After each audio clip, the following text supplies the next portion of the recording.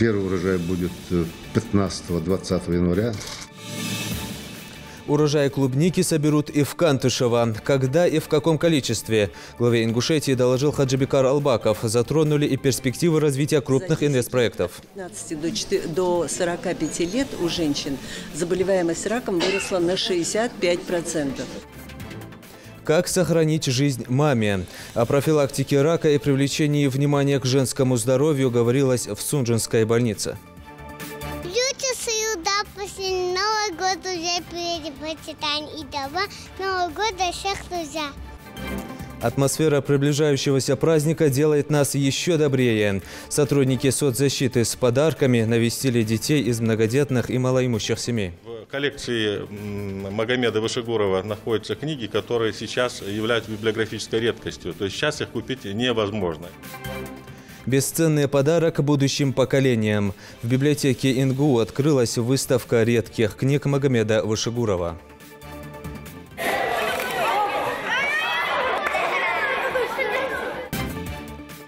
Инк Global Challenge. Порядка 70 участников собрал республиканский чемпионат по робототехнике.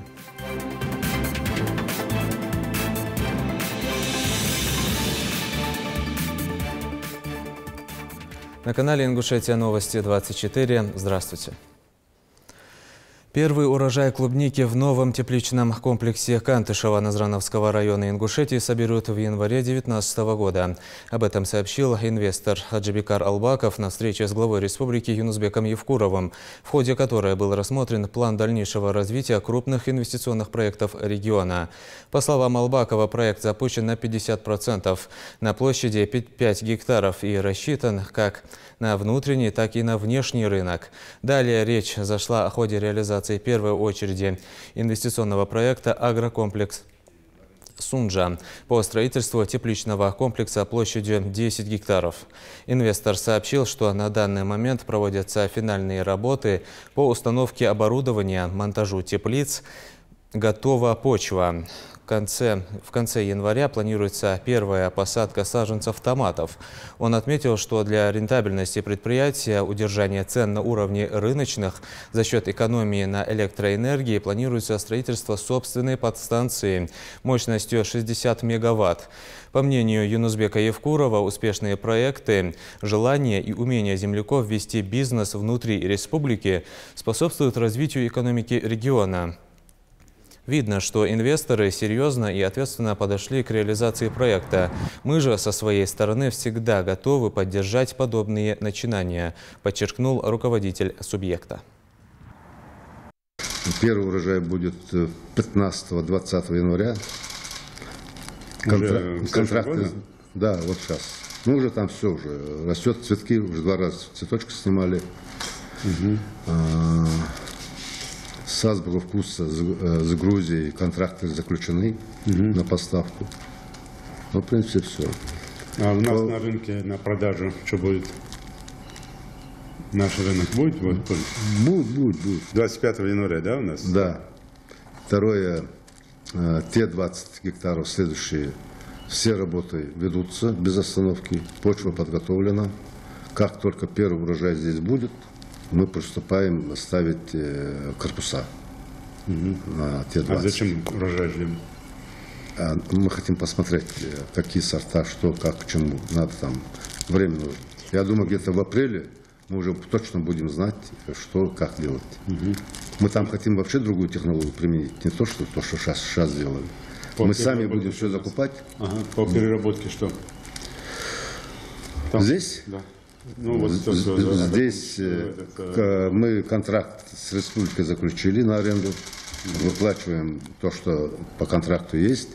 Единственная проблема оформления земель, 600 гектаров, которые выделены, они там как-то минжевали 617, я не знаю, зачем это сделано, и сейчас обременение находится земля. Хотя землю 600 гектаров я уже 450 элитного зерня посадил, именно элитного, самого лучшего. И 100 с чем-то гектаров оставил под овощи. У них есть что сажать, и когда сажать, там все это. Ну, остальное все нормально. Хорошо, я разберусь, да. По АТМ в октябре мы вышли на себестоимость. В январе-феврале выйдем на полную мощность. Экспорт есть у нас? Есть. Мы поставляем сейчас Узбекистан, Казахстан, Дагестан, Белоруссию, Пермь. И если мы выйдем сейчас на полную мощность, то, в принципе, Европу тоже есть, только лицензию надо получить и все. По качеству мы превосходим итальянские, сильно превосходим по качеству. Мы сейчас делаем проект, разрешение получили, я как вам говорил. В принципе, там вся работа, все сделано. Сейчас вот закончим проект. Сейчас нужно будет 6 гектаров земли, где и как тут все расписано. И все, в принципе, на 63 мегаватт. Свое будет ставить? Да, никогда такого не было. У нас оно самое первое будет. 43 мегаватт нужно нам самим. И где-то 20 мегаватт мы можем продавать, если нужно будет там, не знаю, саду-гиганту. Там себестоимость будет максимальная от рубль 50 до рубль 80. Цена его будет. Сегодня в Ингушетию прибыли первый заместитель председателя Совета Ассамблеи народов страны, председатель движения «Матери России» Валентина Петренко и президент Ассоциации маммологов России Надежда Рожкова.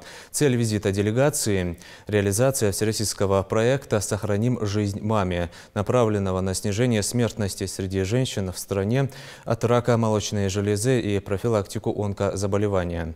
Первым делом делегация, в составе которой также региональные руководители движения «Матери России», посетила аллею матери в Магасе. Гости возложили цветы к памятнику матери. Я в полном восхищении от вашего города, от вашего великолепного края.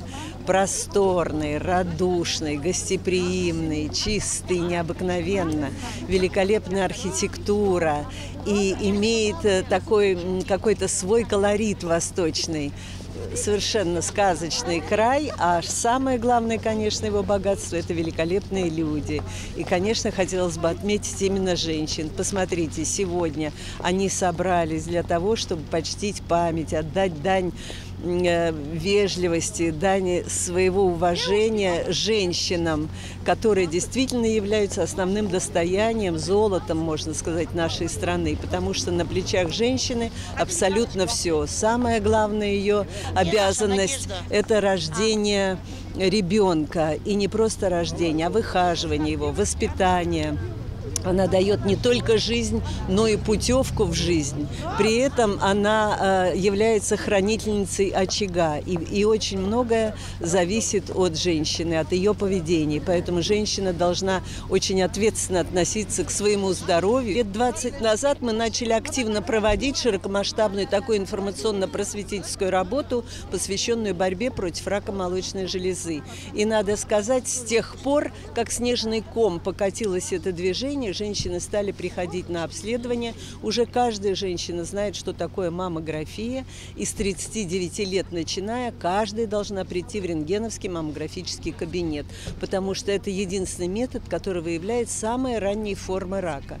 И благодаря этому вот за 20 лет у нас очень серьезные позитивные сдвиги в стране. Будет форум. С каждого региона будет выступать онколог-маммолог. С нашей стороны, конечно, и онколог, и министр здравоохранения будет выступать. Каждый будет предлагать свои.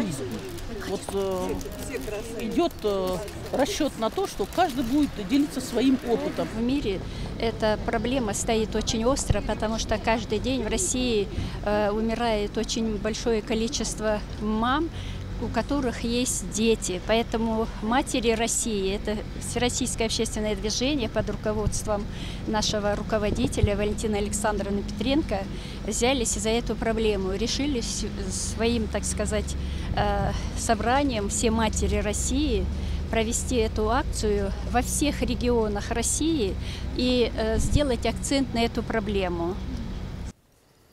В наши дни рак становится одной из самых распространенных болезней.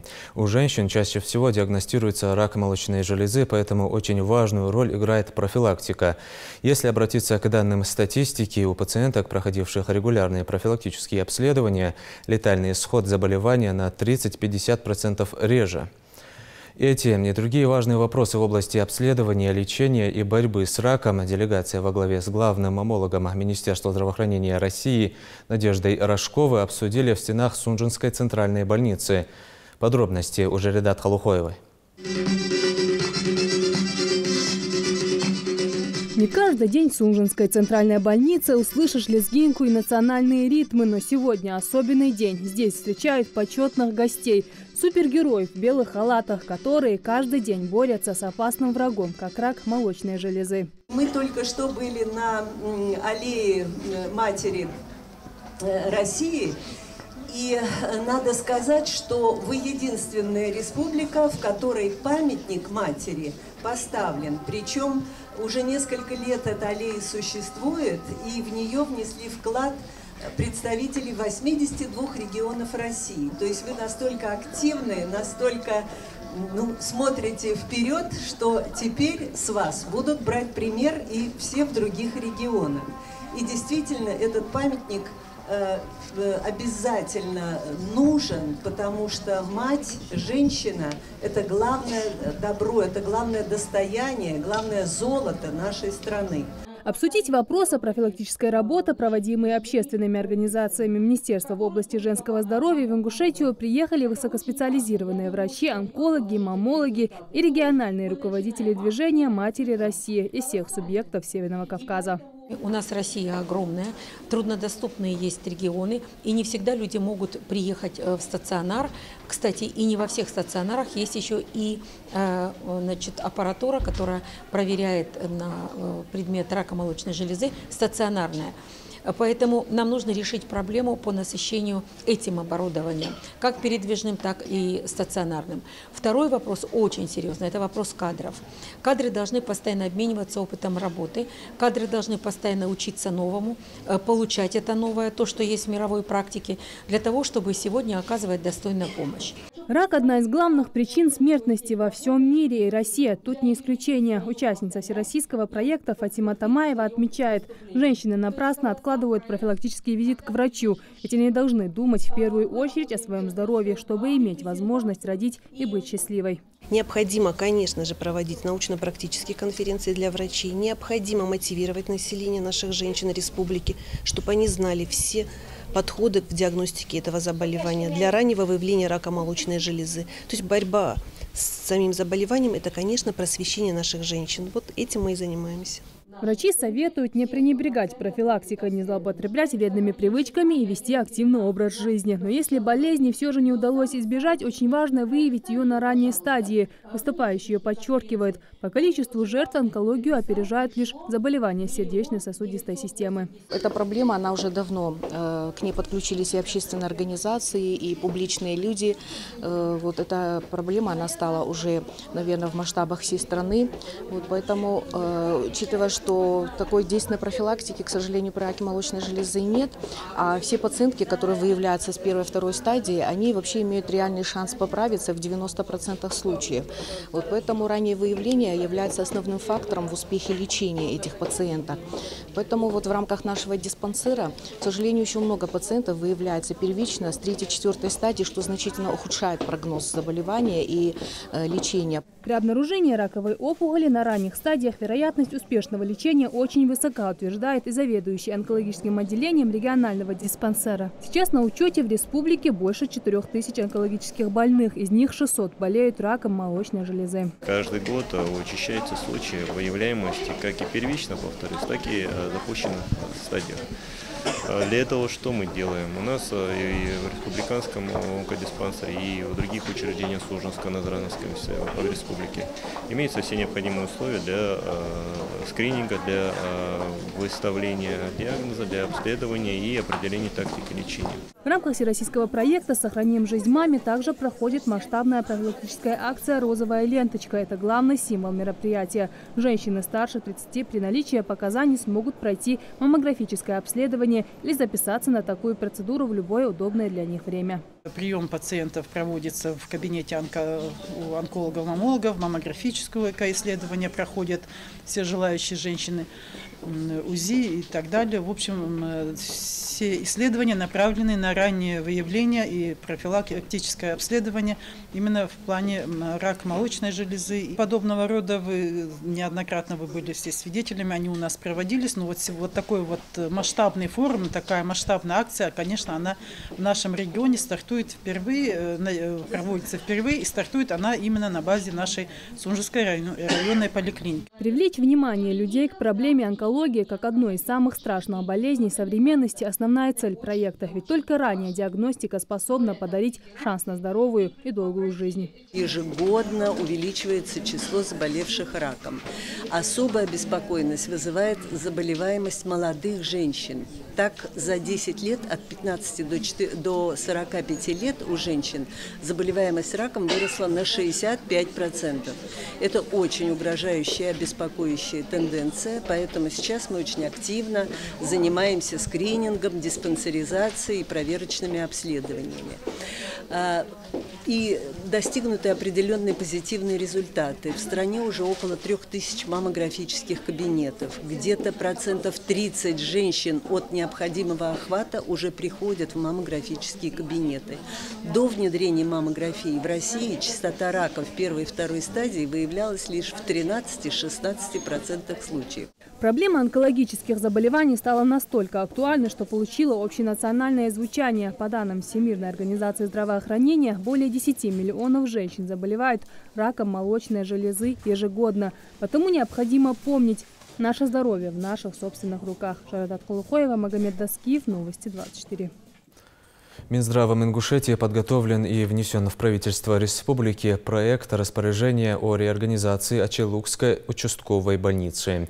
Так, согласно документу, Минздрав предлагает присоединить сельскую амбулаторию к Малгобекской центральной районной больнице. Решение правительством республики еще не принято. Проект соответствующего распоряжения премьер-министром Зелимханом Евлоевым пока не подписан. Все решения в социально чувствительной сфере правительством будут приниматься с учетом потребности населения в медицинских услугах, их качества и доступности. Особо отметим, что присоединение сельской участковой больницы к Малгобекской ЦРБ ни в коем случае не означает закрытие медицинского учреждения на селе. Оно и дальше будет функционировать по назначению и оказывать медицинскую помощь жителям сельского поселения Ачелуки и других сел. Планируемая реорганизация медицинских учреждений коснется административно-хозяйственной части, то есть бухгалтерии и руководства. Сокращать или увольнять медицинский штат, тем более прекратить прием пациентов, нуждающихся в врачебной помощи, не предполагается. От имени правительства твердо заверяем жителей, которые обращаются в данное учреждение здравоохранения, в том, что у них нет причин для переживаний. Граждане не столкнутся с проблемой получения необходимой им медицинской помощи. Традиционный детский утренник состоялся в постоянном представительстве Ингушетии в Москве. В этом году на праздник собралось рекордное число гостей – 85 малышей вместе со своими родителями. Для маленьких посетителей постпредство подготовило особенную программу с множеством конкурсов и сюрпризов. Утренник открыли аниматоры в костюмах сказочных героев, которые с ребятами играли и проводили веселые новогодние конкурсы. А на творческой секции по аквагриму все желающие смогли нарисовать себе маски. Здесь прошло и шоу мыльных пузырей. И, конечно же, встреча с Дедом Морозом и Снегурочкой. Вместе с главным волшебником маленькие гости зажгли елку, водили вокруг нее хороводы, пели песни, читали стихи, танцевали и загадывали желания. Каждому из ребят вручили и новогодние подарки. Детский утренник завершился чаепитием с вкусными сладостями, фруктами и выпечкой.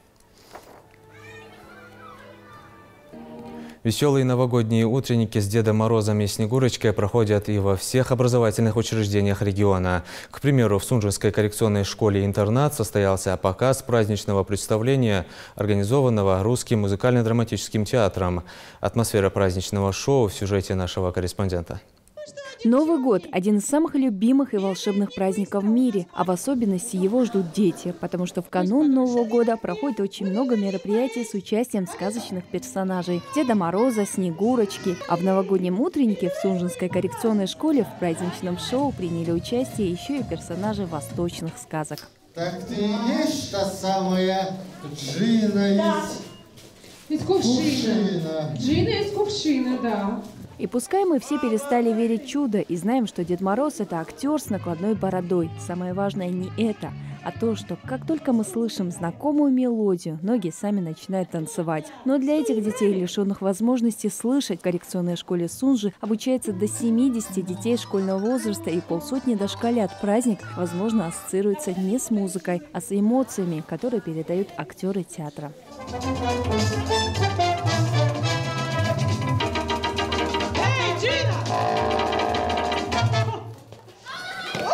Вообще у нас такая традиция завелась в театре. Мы каждый год играем обязательно благотворительные елки, одну или две, сколько придется, для детей с ограниченными возможностями. Поэтому очень рады, что сегодня у нас есть такая возможность порадовать детей. В небольшом актовом зале коррекционной школы развернулось настоящее новогоднее шоу. Яблоку негде упасть. А самое главное, здесь царит настоящая праздничная атмосфера. От актеров всевозможные игры, сценки, от детей искренние улыбки, смех и активная вовлеченность в театральное действие. Вот что значит настоящая сказка. Нам нравится, что это весело, снегурочками нам нравится, и мы чувствуем это. Мы рады, это вы пришли, что вы. Мне понравился праздник Новый год, Снегурочка и Дед Морозный. Мне нравится, что мы играем, веселимся, танцуем. Еще мне понравилась Снегурочка. А что в ней тебе больше всего понравилось? Она красивая? Да, она красивая. А весело на праздник? Да. Радовались новогоднему празднику как дети, так и взрослые, ведь они болеют за своих воспитанников не меньше, чем родители. А яркое праздничное шоу напомнило им и собственное детство. Вот эти мероприятия, они когда воочию это видят, им все интересно. Они очень такие дети, такие же, как и слышащие, но действительно, что только не слышат. А вот мероприятия, всякие вот эти театры, кукольные театры, всякие эти постановки, им очень интересны. Встреча со сказочными персонажами этого волшебного праздника в коррекционной школе не последняя. Впереди ребят ждут еще больше ярких и интересных гостей и сказки. И все это продлится до самого Нового года. Далее Плеева, Майрбек Мержоев, Новости 24. Канун Нового года считается волшебным временем, когда и взрослые, и дети начинают верить в сказку. Надеясь на счастливые перемены, многие загадывают желания, а некоторым достаточно сладких презентов. По поручению главы Ингушетии сотрудники отделения соцзащиты уделили внимание детям из многодетных и малоимущих семей. Ребята получили заветные новогодние подарки. Репортаж Тамары Хашагульговой. Подарки – это всегда радостные события, а к Новому году еще и долгожданные. Первые адресаты, которым везут гостинцы – две семьи Мархиевых из Гамурзиева. Гостей встречают ребятишки, которые мигом выбежали на улицу, а самые робкие остались дома. Впрочем, без подарков никого не оставят. Они в надежных руках сестры Раяны, которая, к слову, и стих для гостей приготовила. Даже елочку с мамой приодела лесной наряд. Пусть красавица лесная оспеплает каждый взгляд. Мама елка народила, Дед Мороз прекрасный, даст Дедушка Мороз очень красивый нос. Позовем Снегурочку, будем танцевать, будем с Новым годом друг друга поздравлять. У соседок Хади и Фердоус Мархиевых 10 детей на двоих. Такая помощь – хорошее подспорье для них. Подарками обделять детей тоже не хочется, а для семей это большая нагрузка на бюджет.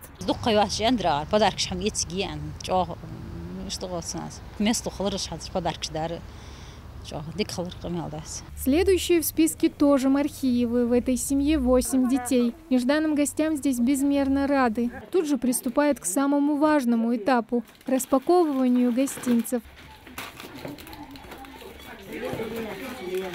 Без подарка не остался никто. Их получили даже совсем маленькие близнецы Адам и Хава. Им нет еще года. Это будет их первый Новый год. Заучивать стихи малышам пока рано. На выручку приходит старший брат Магомед. Елочку красавицу дома принесли. Как она нам нравится, с нею праздник ждем. Новый год торопится, всюду суета. Хлопушки и салюты взлетают в небеса. Вот и в этой семье для полного детского счастья не хватает только игрушек и сладостей. И даже отсутствие снега не такая большая помеха для праздничного настроения. Тому подтверждение довольные лица детей. Люди сюда после Нового года уже предпочитаем и дома Нового года всех друзья. Свою дозу новогоднего настроения в этот раз получили около 50 детей. Подарить веру в новогоднее чудо по силам каждому, говорит Мадина Камурзоева. Смотря на этих детей, которые ждут, не дождутся нас, и после того, как они получают подарки, эмоции, радости, конечно, это очень приятно. Хочется обхватить больше семей, чтобы больше детей радовать. Но я думаю, что мы сегодня порадовали очень многих. Это далеко не последняя акция, проводимая для детей в преддверии Нового года. Забота о детях и семьях, которые нуждаются в помощи и простом человеческом участии. Это добрая традиция, которую в регионе активно подхватили в различных министерствах, ведомствах и организациях. Тамара Хашагульгова, Хамзат Халухоев, Новости 24. Бесценный подарок будущим поколениям. В научной библиотеке Ингушского госуниверситета открылась выставка редких книг из личной библиотеки известного ингушского поэта Магомеда Вышегурова. Он ушел из жизни 13 лет назад. Коллекцию литературных произведений в дар вузу передала вдова народного поэта Елизавета Вышегурова. Ей, к слову, вручили и первый билет почетного читателя ИНГУ. Билет почетного читателя номер 1 Вышегуровой Елизавете Хасултовне. От нас что она будет у нас являться постоянным читателем и вне времени вообще, без ограничения. Я вот сегодня вручаю вам.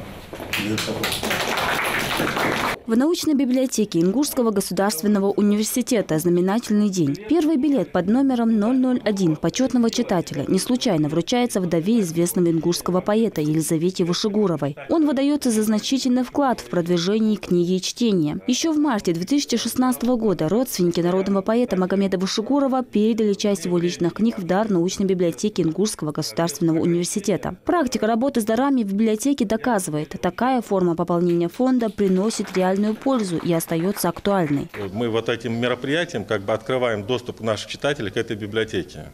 То есть теперь всякие желающие читатели наш, в первую очередь, конечно, это преподаватели и студенты Ингушского государственного университета, наши как бы естественные читатели, мы, ведомственная библиотека, могут пользоваться этими книгами. И этими книгами могут пользоваться другие граждане республики, но на вынос мы эти книги никому не выдаем. В отделе краеведения читатели могут работать с этими книгами, не вынося их из библиотеки. Корреспондент газеты «Сердалу», главный редактор журнала «Мяхтлуам». Магомед Вышегуров был новатором в ингушской поэзии, блестящим знатоком ингушской литературы, честнейшим и очень скромным человеком. Магомед был, кроме того, что он был великолепным поэтом, он еще был и точно таким же человеком. Вы знаете, я до сих пор думаю, Магомед дольше видел, чем я. У нас был журнал, который назывался «Луаман Ойре», и он его переименовал «Мяхтлуам», если вы помните. Я был с Магомед, зачем ты это сделал? Он говорит, я хочу привязать этот журнал к какой-то географической точке. Я говорю, Магомед, «Луаман Ойре» слово тоже привязывает. И я сейчас понял, он был прав. Издания таких писателей, как Ахмед Хамхоев, Амир Плиев, Хамзат Асмиев и не только. Большинство из этих книг сегодня библиографическая редкость. В коллекции Магомеда Вышегурова находятся книги, которые сейчас являются библиографической редкостью. То есть сейчас их купить невозможно. Это издания конца 50-х, 60-х, 70-х годов, которые не переиздавались и, в общем-то, вот, имея в виду вот последние 20 лет событий разные, которые у нас происходили, очень такие бурные общественные и политические, эти книги сейчас невозможно достать в оригинале. Личная библиотека Магомеда Султановича формировалась несколько десятилетий. Она как будто отражает его профессиональные, творческие и духовные интересы. قاخلخ ديميخ كخيازي زوني بيتش حني ألبشي خن داحت ستزق إرس سميسل خن داحت سدياخن إس. Магомед Султанович ушел из жизни в 2006 году в расцвете творческих сил. Он был полон идей и планов, которые собирался воплотить в жизнь, но не успел. Творчество народного поэта Вышегурова будет востребовано всегда. Адам Далаков, Ася Евлоева, Новости 24. Министерство просвещения намерено с 2019 года привлекать директоров школ для совершенствования российской системы образования. Они будут принимать участие в экспертизе образовательных стандартов общего образования в рамках нового совещательного органа Минпросвещения Всероссийский совет руководителей организаций, осуществляющих образовательную деятельность. В состав совета также войдут руководители техникумов. Заседания будут проходить с участием представителей научных, общественных и экспертных организаций. Роль учителя в жизни каждого человека чрезвычайно велика. Переоценить ее сложно. Учитель, как наставник, становится для нас проводником на пути к знаниям. Он заботится о воспитании и личностной самореализации детей. Преподавателей, посвятивших просвещению школьников больше полувека, чествовали в 3-й школе Малгобека. Их высокие заслуги отметили почетными грамотами. С подробностями Дана Плиева. Как называется наша большая тема? Пожалуйста. Фонетика. Фонетика. Что изучает Тимур? Молодец. Что изучает фонетика? Фонетика изучает звуки речи. Звуки речи. Хорошо. Всегда доходчиво и понятно, готова объяснить даже самую сложную тему. Именно так говорят о своем учителе по русскому языку дети. В этом году Лейла Энгиноева отмечает 50-летний стаж педагогической деятельности. За все это время она с тем же азартом зажигает искорку интереса к своему предмету, как и в начале карьеры. Детки, это вообще, посмотрите, поглядите на них, какие у нас замечательные детки. Я, знаете, вот на склоне уже моих лет я очень рада, что Аллах Всевышний мне дал напоследок этих деток, 4-5 класса. Каждый со своим характером, каждый, вот, ну, знаете, каждая личность настолько прекрасна, настолько, сидя дома, проверяя тетради, они, каждый из них перед моими глазами встают. Выпускница Грозненского педагогического университета устроилась работать в эту школу еще в 1968 году. Ей тогда было всего 18 лет. Лейла признается, что поначалу даже думала сменить профессию. У меня были возможности уйти на более высокую должность. Посылали в высшую партийную школу. Я была очень активна в этом районе, была комсомолкой, была том партийным человеком. Ну, в общем, была очень активна. Очень. И предлагали, но нет, это не мое. Быть руководителем, быть это не мое. Мое место вот рядом с детьми. Я не вижу ученика, который бы, вот даже и слабый ученик, чтобы он приходил нехотя ко мне на уроки. Вот это дорогого стоит, понимаете? Чтобы, когда ребенок чувствует учителя, и когда учитель чувствует ученика. Наша Лейла Итаевна, она может хоть 40 раз объяснить, чтобы мы поняли. На ее уроках всегда бывает интересно. Мы играем в разные игры для того, чтобы нам было интересно. Она всегда для нас старается. Благодаря ей у меня проснулось желание еще больше читать. Она очень хороший человек. Я хочу, чтобы у всех людей были те качества, которые есть в ней. Доброта, честность. Смотря на нее, мне бы тоже хотелось быть учителем, чтобы изучать детей, чтобы они любили предмет русский язык и литературу. Пусть мимо мчатся все ненастья, их в Новый год не позовем. Пусть Новый год всем будет счастье, любовью будет полон дом. А в соседнем классе проходит урок чтения. Ведет его Любовь Налгиева. Несмотря на костюм, рисующий образ строгой учительницы, он тут же рушится, стоит ей лишь начать занятие. Ведь главное правило для педагога – это доброта к детям. Мы сами были детьми. Нас, может быть, и наказывали, но я против наказаний. Мне кажется, слово – это самое лучшее оружие, которым можно подействовать на ребенка. И они у меня очень хорошие. Они вообще необыкновенные дети. И пишут, и грамотно считают. Вот если хотите переключиться на них, можете посмотреть, прощупать знания их. Очень говорливые, правда, шумливые, но это ж дети. Выпускница Грозненского пединститута историко-филологического факультета и высшей партийной школы ЦК КПСС преподает в этой школе чуть больше полувека.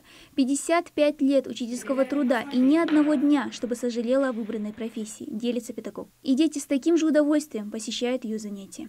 Она нас научила читать, писать, решать, пересказывать, учить стихи. Я люблю свою учительницу.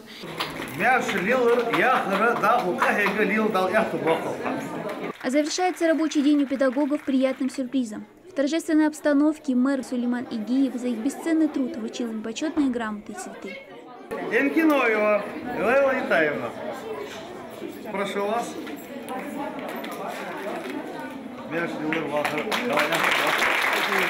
Очень приятно. Не буду лукавить, конечно. Нас не часто балуют такими поздравлениями. Мы привыкшие работать. Мы постоянно на работе. Благодарят учителей юбиляров не только их нынешние ученики, но и бывшие. Ведь сам мэр города Малгобека 18 лет назад закончил 3-ю Малгобекскую школу. Я, так как сам бывший ученик этой школы и зная этих учителей, которых мы сегодня поздравляли, конечно же, я им хотел бы пожелать максимально крепкого здоровья, удачи, счастья, радости, и чтобы их профессия, как и сейчас, и дальше приносила им радость и стимул работать во благо нашей республики, нашей молодежи, будущего нашей страны. Эти люди – это большой пример для всех остальных людей нашей республики. Это люди, которые преданы своей профессии. Из стен этой школы вышло немало людей, кем гордится вся республика. И в первую очередь это заслуга сильного педагогического состава из 47 заслуженных учителей Ингушетии. Глядя на них, многие из учеников тоже пошли по их стопам. К примеру, Зарема Гандалоева. Закончив с красным дипломом Кубанский государственный университет, девушка уже 3 года преподает английский язык в родной школе. Школа, в которой я училась, это было старое здание. Мы переехали сюда только в 2017 году. И мне посчастливилось преподавать и в стенах той родной школы, из которой я выпустилась. И работать в этой школе для меня одно большое удовольствие с этими людьми. Здесь знакомый педагогический состав, учителя, которые у меня вели, учителя, которых я любила тогда и люблю сейчас, на самом деле очень уважаю. Как педагоги они очень сильные, как люди они очень добрые, отзывчивые. Труд учителя – непростая ноша, и главная награда для них, чтобы каждый ученик нашел свое призвание в жизни. Дана Плеева, Адам Далаков, Новости 24. С 1 января будущего года страховые пенсии будут проиндексированы на 7%. Это выше, чем прогнозируемый уровень инфляции по итогам этого года. При этом размер фиксированной выплаты после индексации составит 5334 рубля в месяц. Стоимость пенсионного балла – 87 рублей. В среднем страховая пенсия неработающих граждан в России вырастет на 1000 рублей. Ее средний размер составит 15 400 рублей. Но у каждого пенсионера прибавка будет индивидуальной. Рассчитывается она, исходя из конкретного размера пенсии. Чем он выше, тем больше будет и прибавка после индексации. Ing Global Challenge, открытый республиканский чемпионат по робототехнике, прошел в Малгобеке. Увлекательное состязание собрало на одной площадке около 70 участников. Организатором выступил Центр молодежного инновационного творчества «Реновация». Также в рамках чемпионата прошел региональный этап престижного конкурса «Инженерные кадры России». Непривычная для этого места тишина. В актовом зале 3-й Малгобекской школы развернулась целая робототехническая площадка. Все готово к проведению традиционного открытого чемпионата Ing Global Challenge. А в это время в холле дети с нетерпением ждут начала соревнований и слушают последние наставления педагогов. Вы готовы, дети? Все, будем сегодня сражаться. Чемпионат собирает юных робототехников уже в 3-й раз. Проявить свои таланты и навыки в увлекательных состязаниях решили 70 участников со всех школ Ингушетии.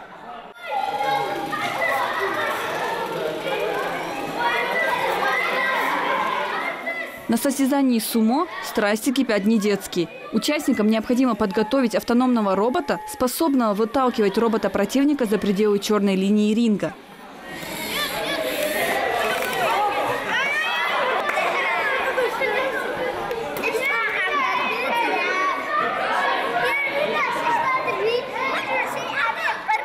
Запрограммировать такого робота легко, признается Адам Даурбеков. Сложнее его правильно сконструировать. Своего сумоиста Адам начинил всевозможными примочками. У него есть хороший щит. Вот. Если он, например, сюда пойдет, он может его вот так поднять, и он может упасть. Тут ультразвуковой есть. Он, когда его должен увидеть, он его. И когда он его увидит, он должен на него наехать сильно. Тут есть еще цветовой датчик. Он, когда увидит черную линию, он должен назад отъехать, чтобы не выехать за черную линию. Бекхан Картоев на таком мероприятии впервые. Да и самой робототехникой мальчик занялся сравнительно недавно. В разработке робота Бекхан внимателен и осторожен. Первый блин не должен быть комом. Робототехника меня привлекает тем, что это интересно. Ты можешь фантазировать, придумать своего робота, свои программы придумывать. Тут у тебя своя фантазия работает. Как хочешь, так и сделай себе робота. А вот Саид Паров на чемпионате уже второй раз. Первое участие было не совсем удачным. Он занял 3-е место. В этом году он намерен исправить ситуацию. Он должен этот кубик посмотреть на все цвета и передать этому роботу. Этот робот должен их посчитать, правильно ли они стоят. Потом он отдает этот кубик опять мне, я его считываю, передаю роботу, который будет ехать и собирать этот кубик сам. В рамках робототехнического чемпионата проходит региональный этап соревнований «Инженерные кадры России». Участники, занявшие первые места, смогут в марте 2019 года поехать в Москву на всероссийский этап. Задание очень сложное, очень творческое. Дети должны подготовить очень оригинальные свои авторские инженерные решения под задания, которые спущены Москвой всем регионам. Должны подготовить инженерный проект, расписать. Должны подготовить презентацию своего проекта, потому что там в Москве они должны будут защищать свой проект. Мало того, что они должны продемонстрировать, значит, грамотно и умело придумать код, который они должны запрограммировать для своего устройства, и сконструировать его. По словам организаторов, подобные соревнования помогают выявить и развить у обучающихся творческие способности и интерес к научно-технической деятельности, развить у молодежи навыки практического решения актуальных инженерно-технических задач. Зина Магушкова, Асхаб Белокиев, Новости 24. На этом наш выпуск завершен. Оставайтесь на канале Ингушетия.